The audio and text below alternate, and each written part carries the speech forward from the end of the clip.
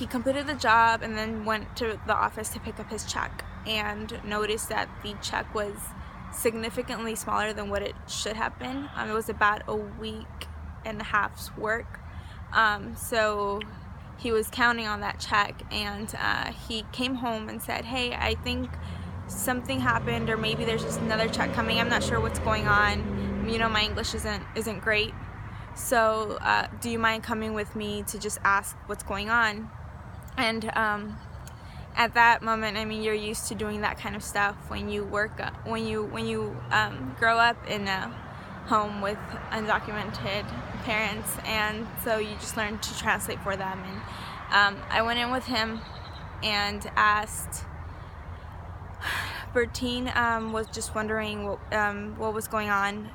The check was not what he had been promised, and he was wondering if there was something he could do better, or something that the client didn't like, or maybe there was another check coming.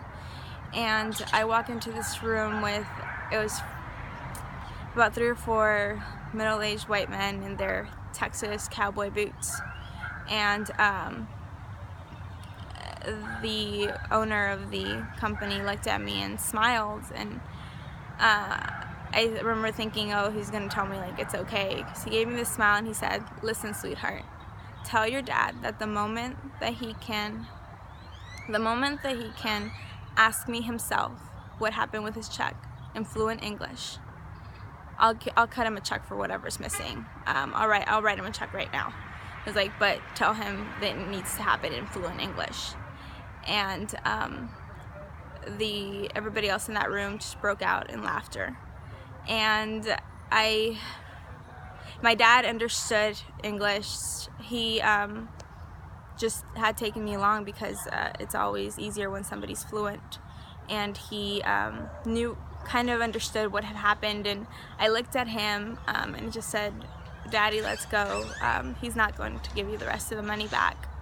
And they were still laughing, and I just remember feeling so broken, not being able to do anything, and realizing that they could just treat my dad that way. And I mean, my dad is, and at that moment was, my everything, and I had to look at him and tell him what was going on, or what was being said. And that was the moment where I realized this isn't right. This isn't justice, and something needs to be done.